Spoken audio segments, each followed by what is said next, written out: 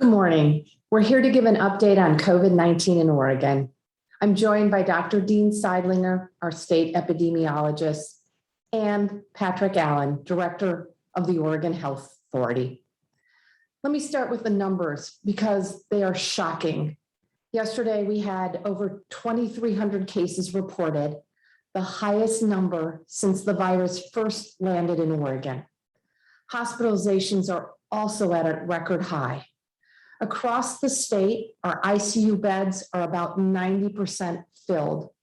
Some of our hospital regions have fewer than 5 ICU beds available to start the day. These numbers are because of the Delta variant. These numbers are despite the fact that nearly 73% of Oregon's adults are vaccinated. The harsh reality is that Delta is a different virus. It has changed everything. Modeling from the Oregon Health Authority and Oregon Health and Science University project that without new safety interventions, COVID-19 hospitalizations will completely overwhelm our doctors and nurses in the coming weeks. Without safety measures, we could be as many as 500 staffed hospital beds short of what we need to treat patients by September. And that's patients coming into the hospital for any reason, COVID, a heart attack, or a car accident. When hospitals run out of beds, we are all at risk. Our families are at risk. Throughout the pandemic, we have learned that quick and decisive action saves lives. Vaccines are the best way to protect yourself and your family from this deadly virus. We continue to work to reach Oregonians with information and a vaccine, but it's clear the current situation requires immediate action to stop the Delta variant from spreading further. That's why, moving forward for the immediate future, masks will be required in all indoor public settings, effective this Friday, August 13th. The latest science is clear that both vaccinated and unvaccinated individuals are able to spread the Delta variant. Masks are simple and they are effective. Wearing a mask should give you confidence that you are not infecting others. Masks are also our best bet at keeping our schools and our businesses open. I know Oregonians are tired of wearing masks. I certainly am too.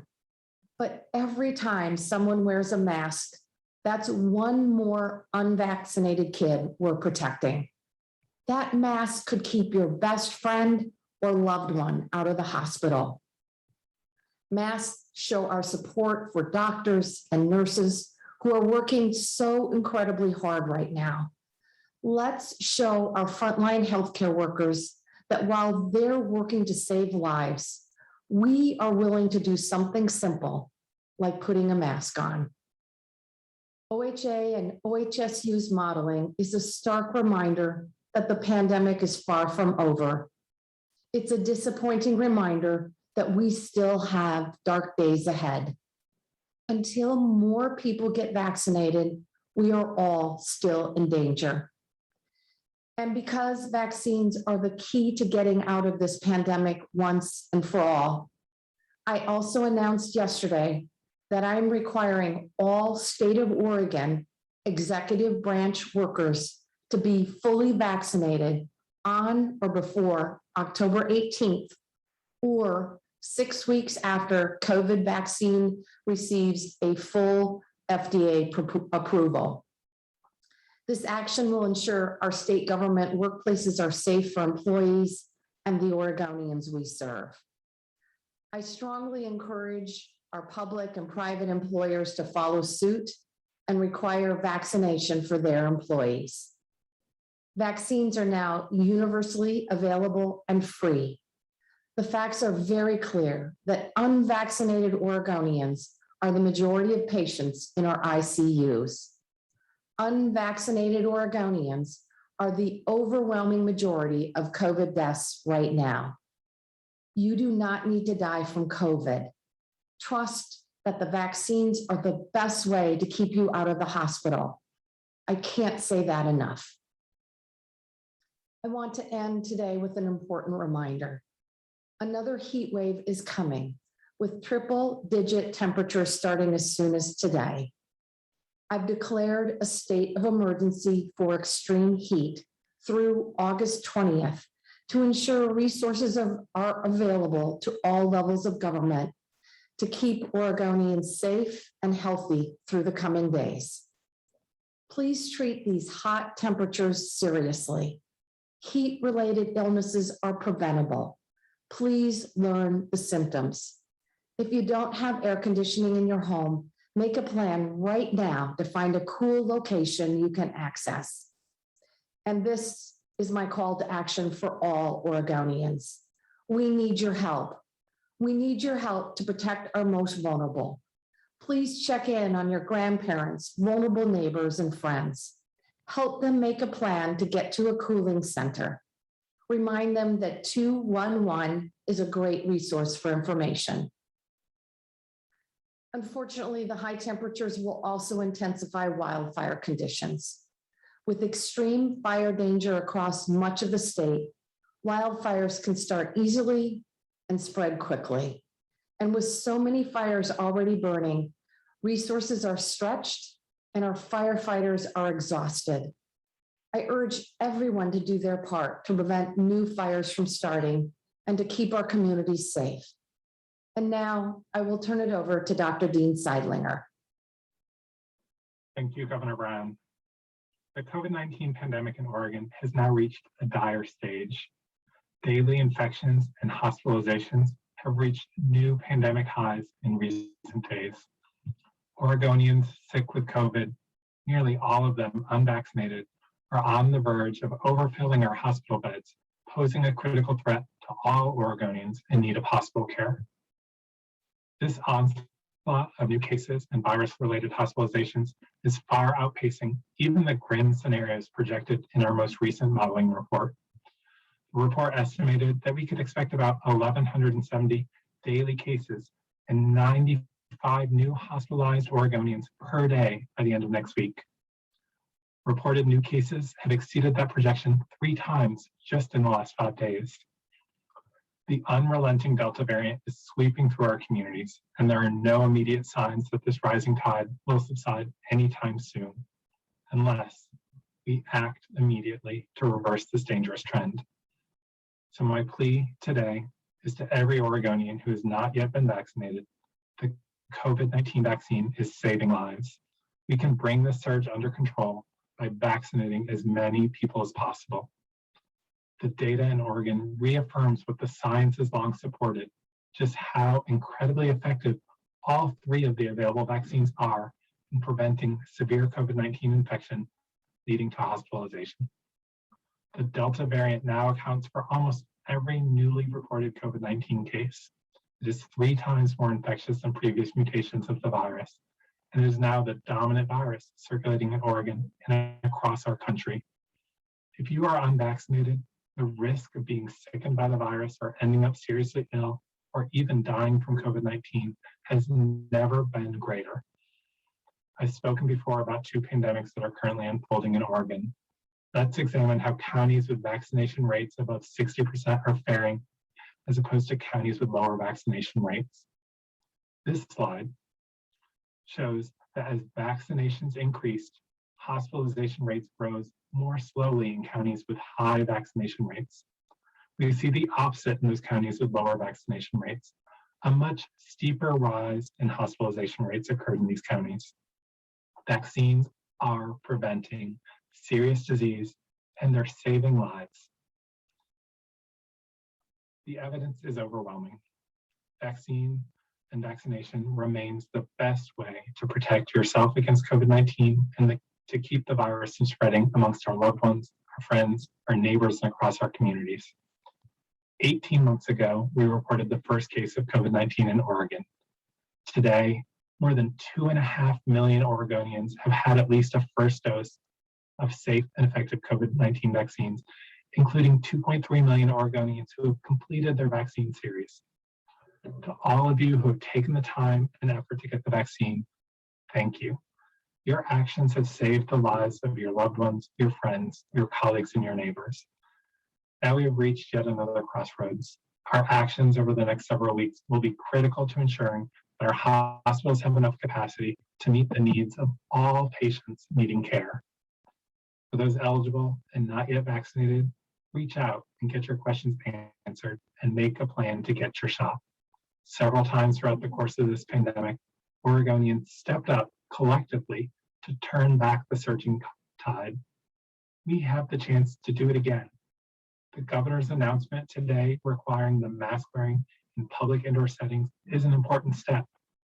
The use of face masks provides significant protection of people who are unvaccinated, as well as providing additional protection against the small risk of infection that exists for vaccinated people. They protect the person wearing the mask, as well as those around them.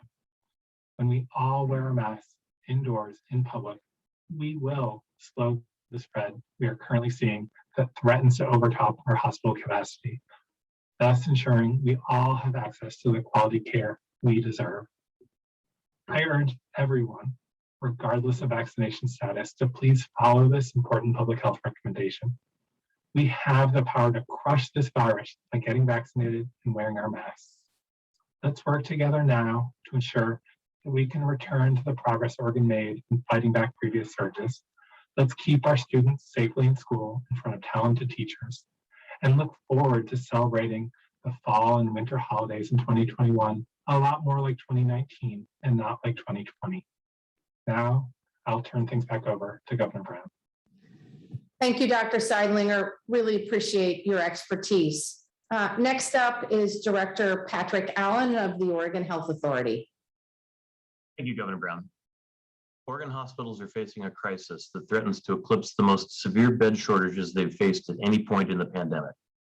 I want to talk about the steps that the Oregon Health Authority is taking to help our hospitals keep from being swamped in this latest surge.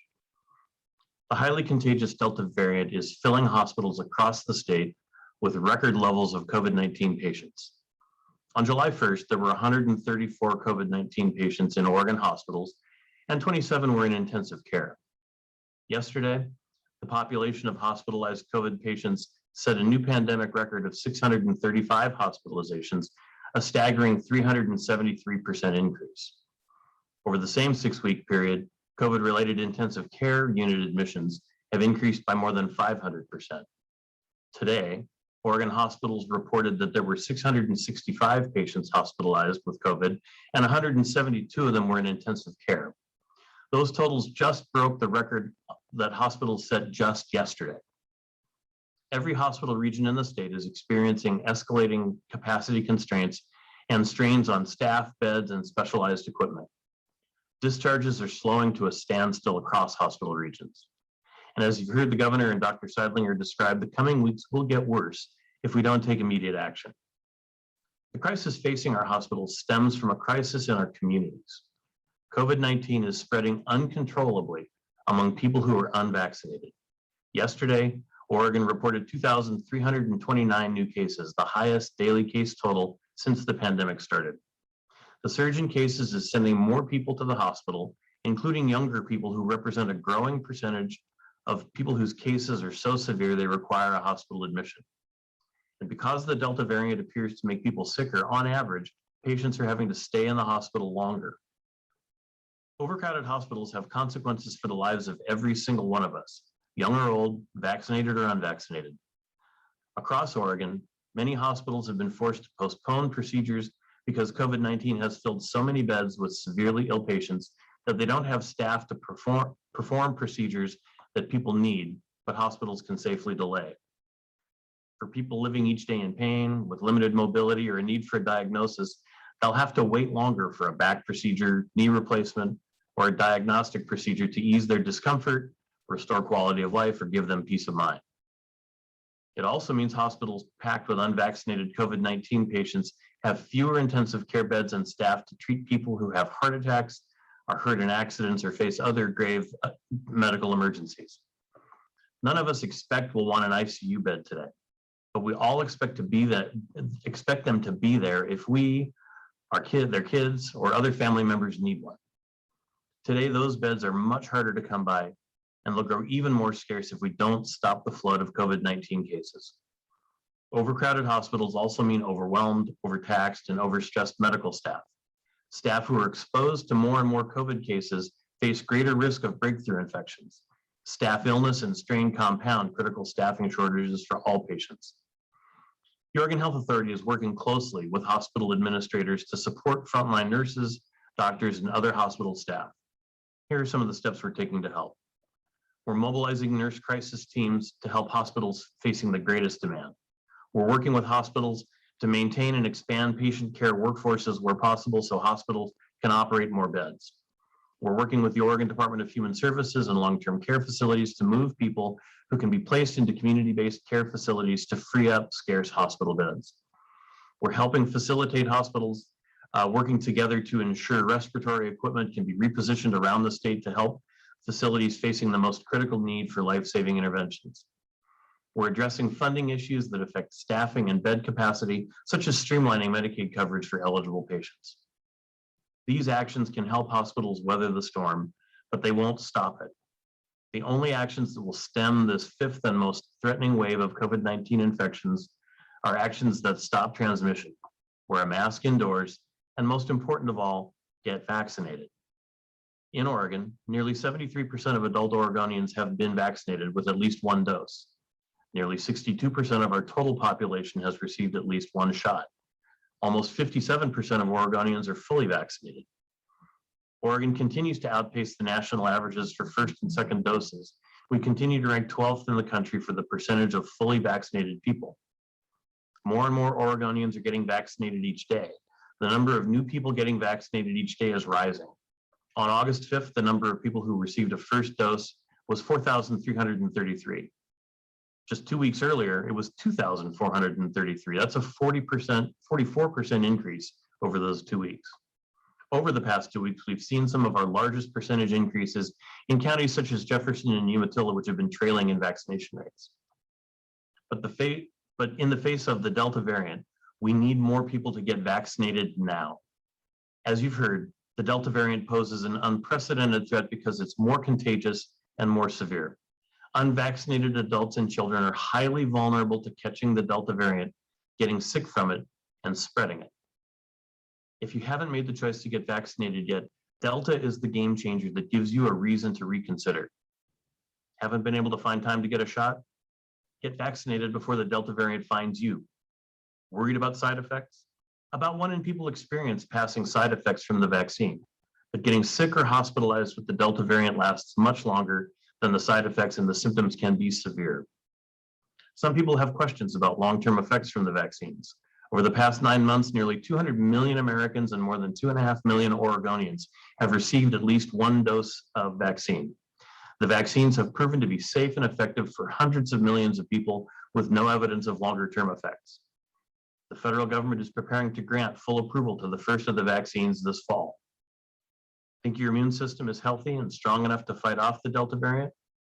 Your immune system, no matter how tough, can't fight a pathogen it can't recognize. The vaccines equip your immune system with the tools it needs to fight Delta. It's natural to have questions. The COVID-19 vaccines are safe and highly effective against COVID-19, including the Delta variant. The sooner you get vaccinated, the sooner you and others around you, such as younger kids, are protected from COVID-19. For more information about vaccine safety, effectiveness, and availability, go to covidvaccine.oregon.gov. Now I'll turn it back over to you, Governor Brown. Thank you, Director Allen. And with that, Charles, we're ready to take questions.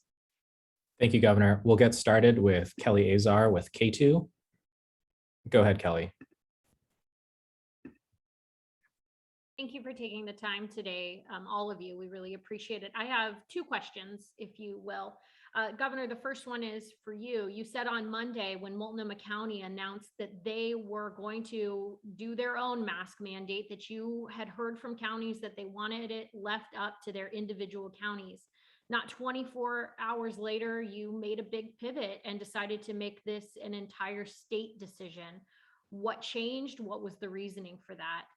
And then my second question, if you'll allow me, looking back, hindsight is always 2020. Did we reopen too soon and take the mask mandates away too soon, now putting us in a worse situation than we've been in since the start of this pandemic? So I'll respond to your last question first. Did we reopen too soon? No. Delta has changed everything. As you heard from Dr. Sidelinger and doctors across the country and healthcare providers across the country, this variant is 3 times more contagious. It is more severe, and it is spreading, particularly through our vulnerable populations, very rapidly. In terms of local control, following our reopening, I hoped that we could move to a more traditional public health model where local elected officials would make decisions based on information from their local healthcare providers and their local public health. What was really, really clear after my meeting with county commissioners last week, and despite pleas from hospital CEOs and local public health authorities, is that for the most part, local elected officials were not willing to make the tough decisions. And I needed to make a decision to preserve our hospital bed capacity and ensure that we have adequate staffing to take care of people who need emergent care. We want to make sure that folks who have a heart attack or in a car accident, or if we have a firefighter who's severely injured, that those folks can access medical care. So that is why I'm taking this action today. Thank you, Kelly. We'll go next to Lisa Balick with COIN. Go ahead, Lisa. Yes, thank you. Governor, if the mask requirement doesn't make a difference in the numbers, and if hundreds of thousands of Oregonians are still refusing after 8 months to get a vaccine, at what point would you consider requiring vaccine proof to enter public places like restaurants, entertainment venues?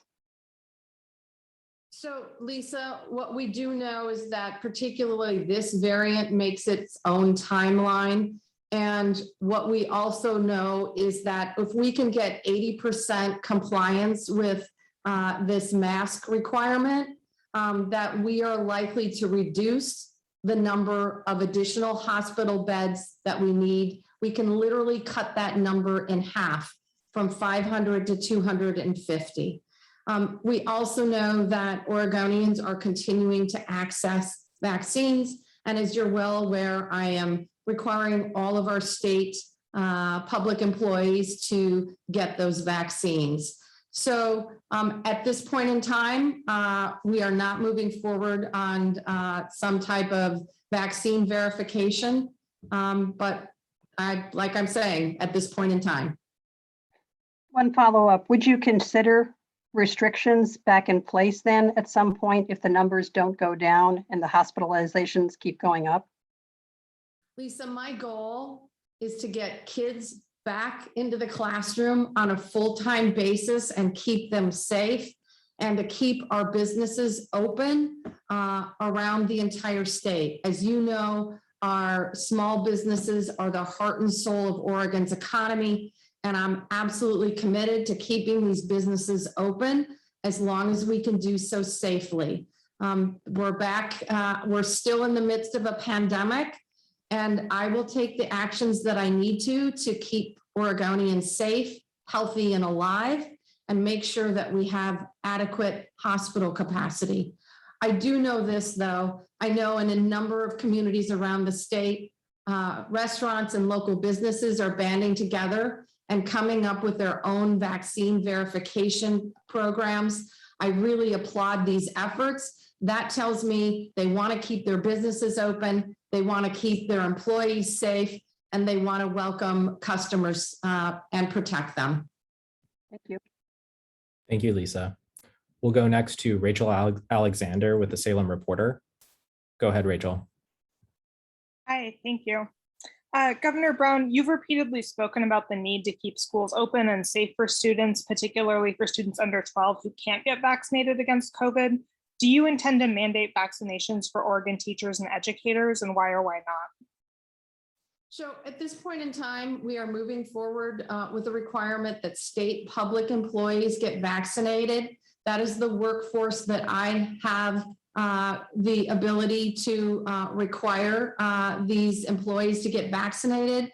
And local superintendents need to make that decision. And that is in their very capable hands. Thank you, Rachel. We'll go next to Erin Ross with OPB. Go ahead, Erin. Hi, I have two questions. The first is for Director Allen and Dr. Sidelinger, which I think you kind of addressed a little bit, Governor Brown, which is that will this mandate be enough? Given the amount of transmission that's already baked in and the amount of additional beds that we'll need, do you expect that this will stop our hospitals from being overwhelmed, or do you expect that we're still going to be, 250 beds over our capacity? So I'll turn this over to Dr. Sidelinger and Director Allen. Thank you. I think, we need people to comply. As Governor Brown stated, if we can get high compliance with this new mask requirement as people get in line to get their vaccines, we can reduce the need for more hospital beds by half. That's not an easy task, and it will be tough times ahead for our healthcare systems, our hospital workers, nurses, doctors, respiratory therapists, and others. But if we can cut that deficit in half, we have tools that we can do to try and get patients discharged who no longer need to be in the hospital, move equipment around to best meet the needs so that every Oregonian can get the quality care they deserve, whether they have COVID or suffering from a heart attack or were in a bad motor vehicle crash. No, it won't be easy. Yes, the times will be tough, and there will be a lot of movement of patients around the state so that they can get the care that they deserve. But we need all Oregonians to help in this effort. This is not a governor action alone, a public health officer action alone, or a hospital CEO action or nurse action. This is every Oregonian who's not yet vaccinated and eligible for vaccines making a plan. And this is every Oregonian when they're in an indoor public place, putting on their mask to protect themselves and protect those around them. With that, we can slow this tremendous rise. It won't happen overnight, but it will happen. Oregonians have done this again very dramatically around Thanksgiving, and we are near a point where we were very worried about hospital capacity. Oregonians came together. They changed their activities. They took precautions, and I know we'll do it again. That's the Oregon way, and it's the only way we're going to get through this without it being even worse than it is right now. I don't have anything to add to that. And Governor Brown, I asked you in your last press conference about being proactive in keeping a mandate in place to prevent the spread of the Delta variants versus being reactive in implementing measures once we had a surge. At that time, Delta was already in Oregon. We were already aware of how contagious it was, and there was ample evidence from other countries that the Delta variant can spread like crazy, even if a community is heavily vaccinated, like we saw in Israel. So I want to ask you again now, do you regret the decision to be reactive and to lift the mask mandate at the time? Because the Delta variant was circulating very low in Oregon, and masks and the mandates were keeping it down. And it was as soon as the mandates were lifted that we saw this virus start to take off. Look, at that point in time, in terms of the pandemic, local authorities, particularly county commissioners, have been asking me for months, over a year, to initiate local control. They felt like they had the tools that they needed, that they could rely on the information provided through their local public health authorities. What was really clear in the last week or so is that they were not willing to take the action needed to preserve hospital bed capacity, to make sure that we have adequate healthcare staff to take care of Oregonians' healthcare needs. And frankly, I'm absolutely committed to keeping our schools open and our businesses thriving. So I'm taking this action now. It is unfortunate that we did not see widespread action at the local level. So I'm taking this action now. But do you regret lifting the mandate when you did? Look, We were at a point in the pandemic that we needed to move forward. I felt strongly that local elected officials needed to step up and take action and preserve hospital bed capacity and protect their vulnerable constituents. Clearly, that is not happening, and I am needing to take action at this point in time. Thank you. Thanks, Erin. We'll go next to Simon Gutierrez with KPDB. Thank you. Good morning, Governor. Just a question about the masking. Will there be any stepped up, given the what appears to be the dire nature of the surge right now and the threat to hospital capacity? Will there be any stepped up enforcement of the mask mandate through OSHA or other means to make sure that businesses are complying with this? So, Simon, Oregonians throughout this pandemic have done an extraordinary job taking precautions to protect themselves, their family members, and vulnerable community members. We are well aware that children under the age of 12 are not able to be vaccinated at this point in time.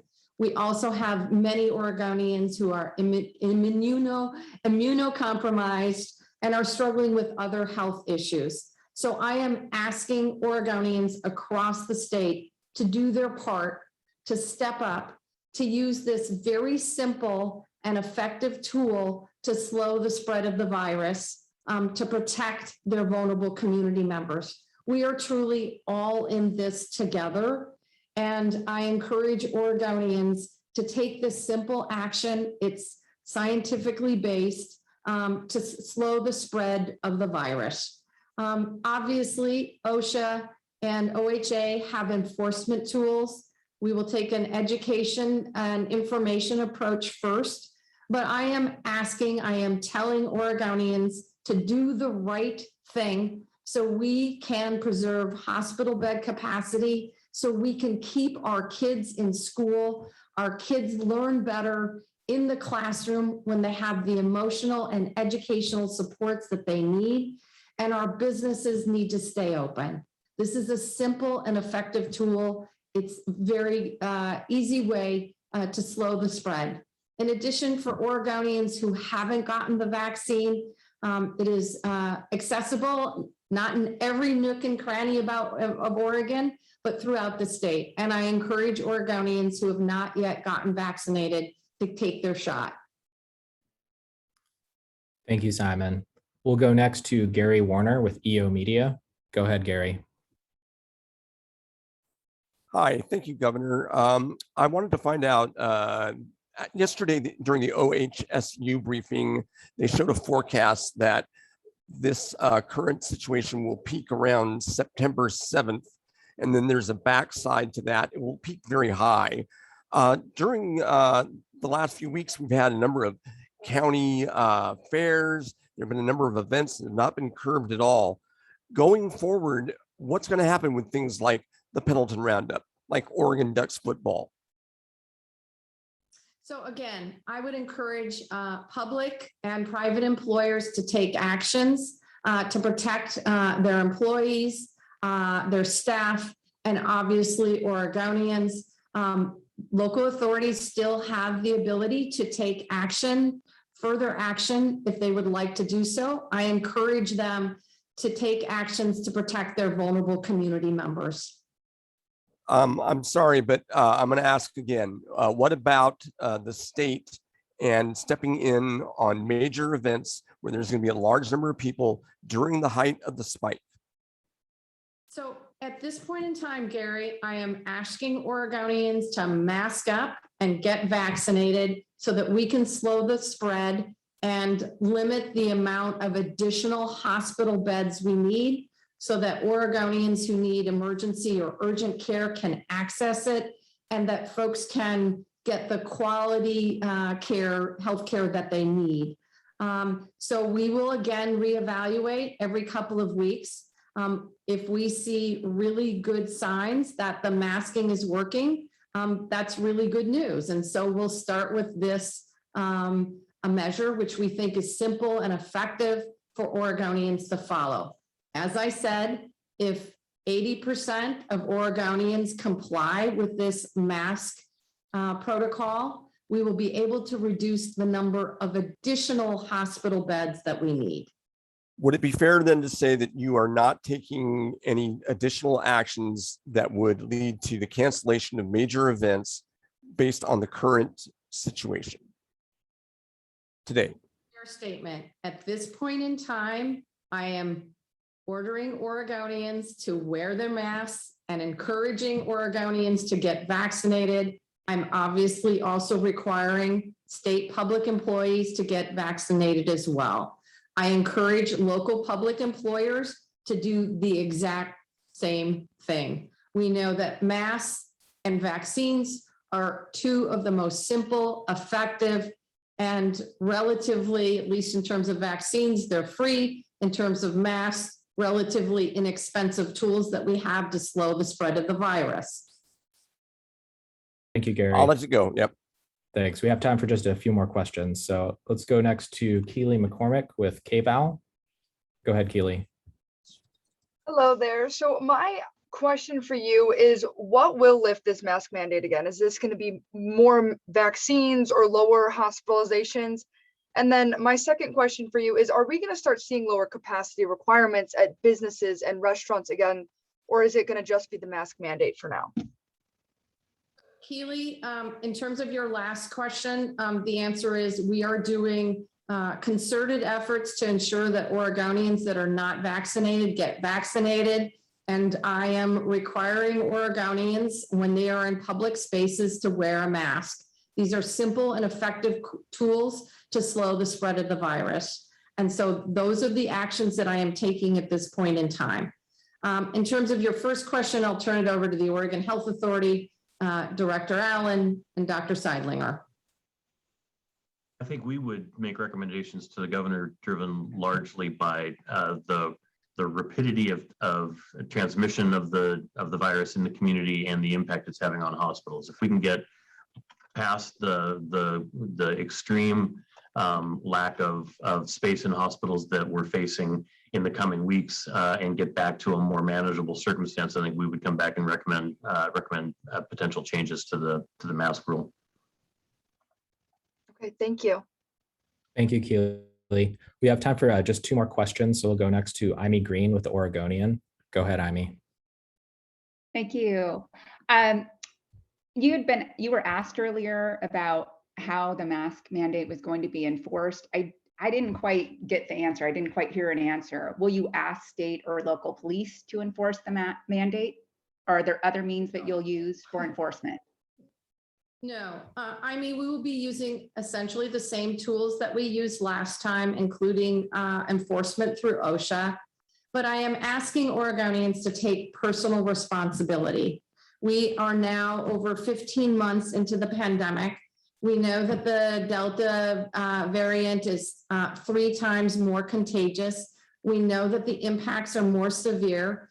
Most of us are watching what's happening across the country with not only ICU beds filling up, but pediatric wards filling up. Louisiana took this step of requiring people to be masked once their pediatric ICU beds were almost full. So we're taking these actions now to prevent that type of situation from happening. Second part of my question, just if you could elaborate, please, because I think a lot of people are not quite understanding this. You're thinking about reopening well before, many days before reopening. We could see that in the UK, the Delta variant was a big problem, that it was, it was much more contagious, possibly causing more severe disease. And before the opening, the CDC was predicting that the Delta variant would become the dominant strain, and it did 6 days after reopening.